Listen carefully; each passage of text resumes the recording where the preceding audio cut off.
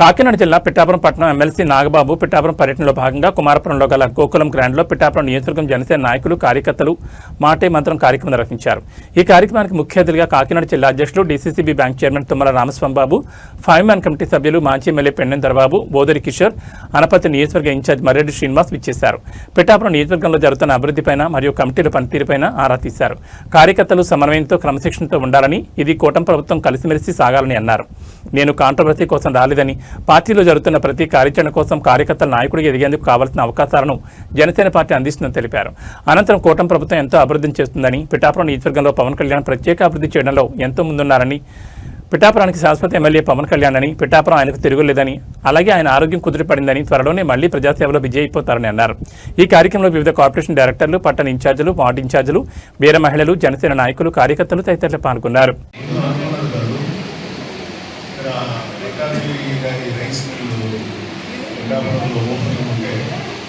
నేను ఆహ్వానించాను. నేను ఆ పని మీద వచ్చాను. ఈరోజు ఇక్కడ ఉన్నటువంటి మన కళ్యాణ గారితో పనిచేస్తున్నటువంటి బాబు గారు, యోగేష్ గారు, మన కార్యకర్తలతో ఒక ఐదంతా బాబు మాట్లాడడం రెస్పాన్స్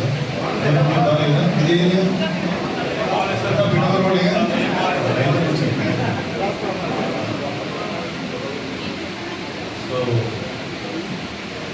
చాలా పిఠాపురం అంటే ఎలక్షన్ టైంలో మీరందరూ చాలాసార్లు ఈ హాల్లోనే చాలా మీటింగ్స్ మనం కండక్ట్ చేసాం. మీరు కనుక రోజు మాట్లాడితే మీరే కదా మాట్లాడితే అలాంటి ఒక జెన్యూన్ జనసేన కూడా అలాంటి అభిమానాలని మాకు ఎవరైనా పర్లేదండి, పవన్ కళ్యాణ్ గారు మాత్రం ఉండాలి. ఏ బాగుపడాలంటే నా ట్రావెల్ మొత్తం మీద ఎంతో సపోర్ట్ నిలబడ్డాడు. పని చేసినట్టు కానీ నిశ్శబ్దంగా విధాలు ఉంటాడు. ముందుకు వచ్చి ఏ ఆర్పాటాలు వచ్చాడు, నాకు ఆర్పాటాలు హడావిడి చేసుకోవచ్చు, నిశ్శబ్దంగా పనిచేసేవాడు. ఎందుకంటే నేను కూడా నిశ్శబ్దంగా పనిచేస్తాను.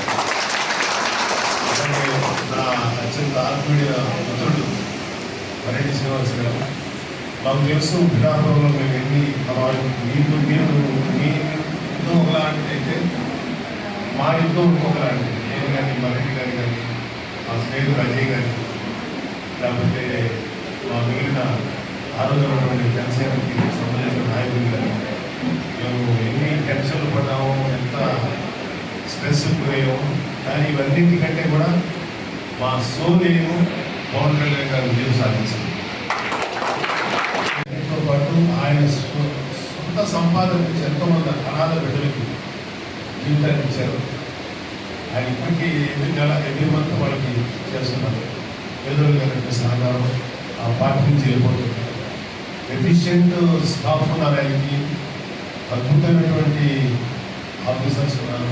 ప్రజల్లోకి పార్టీ పవన్ కళ్యాణ్ గారి ఆశయాలు తీసుకెళ్తున్నారు. సో మీరందరూ కూడా నాకంటే ఆ రోజు పవన్ కళ్యాణ్ తెలిస్తే బాగుండు, ఆయన ఎలా పనిచేస్తాడో ఆయన మనసు ఎలాంటో నాకు బాగా తెలుసు. కాబట్టి కాదు కళ్యాణ్ బాబు తెలిస్తే ఇంత బాగా చేస్తారు కదా, ప్రజలు గెలిపించుకుంటారా ఏమో అనే ఒక చిన్న స్ట్రెస్ ఉండేది. ఆయన కళ్యాణ్ బాబు గెలిచిన తర్వాత కనుక పిఠాపురం ఎక్కడికో తీసుకెళ్ళాలి, అభివృద్ధి పదవులకు నమ్మకం వచ్చింది. దాన్ని మేము అందరం కళ్ళారా చూసాం.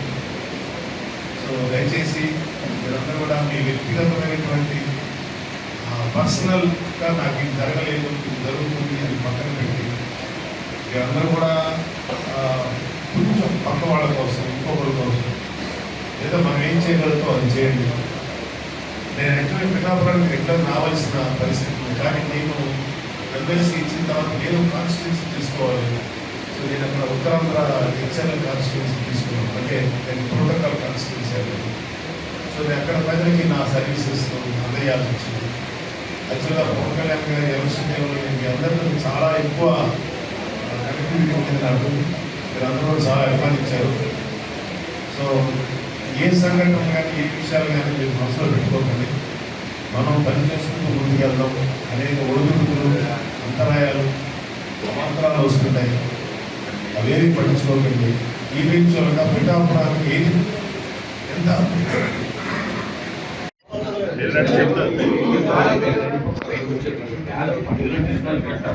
అటర్రావు గారికి శుభాకాంక్షలు తెలుపుతూ ఆయన ఈ ఐసీ ఇండస్ట్రీ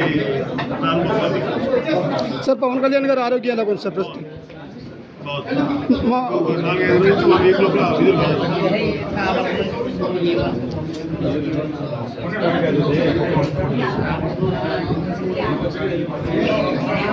సార్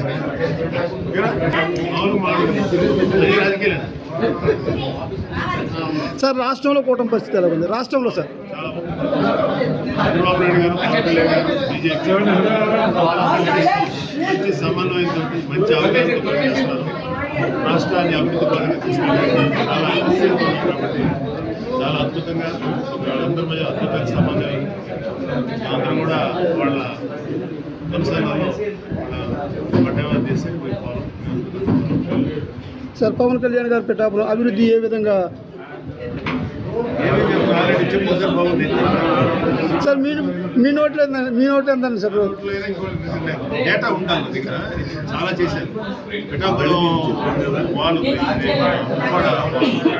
దానికి ఏదైతే ఇంతవరకు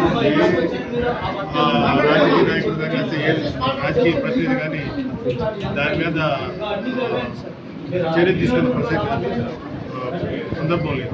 పవన్ కళ్యాణ్ గారు వచ్చిన తర్వాత పనిలో ఉన్నారు. ప్రతి గ్రామానికి రోడ్లు వేస్తున్నారు. తర్వాత అభివృద్ధి పనులు, పంచాయతీరాజ్ సంబంధించి ఎన్నో అంటే 2 సంవత్సరాలు పిఠాపురం నుంచి 600 కోట్లు పైగా ఖర్చు పెట్టారు. రోడ్ల మీద కానీ వివిధ కార్యక్రమాలు, గోశాలలు కానీ, బస్సుల కోసం తాగటం నీరు కానీ, ఇంకా ఆయన ఏదైతే ఎలక్షన్లో ప్రామిస్ చేస్తున్నారో 1 by 1 నెరవేర్చుకుంటూ వెళ్తా 100 బెడ్ హాస్పిటల్ నిర్మించారు.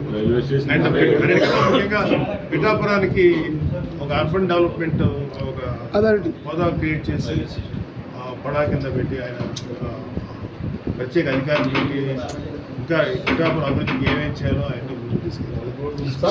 మునిగిపోతుందని మేము శుద్ధగడ్డ ఆధునీకరణ చేస్తా అని చెప్పారు సార్. అది ఇంకా ఏ విధమైన ఇప్పుడు మీ ముందు 100 పెట్టాలనుకుంటారు వస్తువులు. ఒకటి తీసుకోవాలి. ఏం చేస్తారు? ప్రయారిటీ వైజ్ తీసుకుంటారు. దాన్ని చేసుకోవాలి. ఇది 40 సంవత్సరాల వాగ్దానం సార్. డైరెక్ట్ చేస్తారు. 600 కోట్లు చేస్తారు కాబట్టి ఇవి కూడా చేస్తారు. సార్ కూటమి కలయికకు పవన్ కళ్యాణ్ గారు అద్భుతమైన రోల్ ప్రదర్శించారు. కూటమి కలయిక వచ్చింది, వైసీపీని ఓడించారు.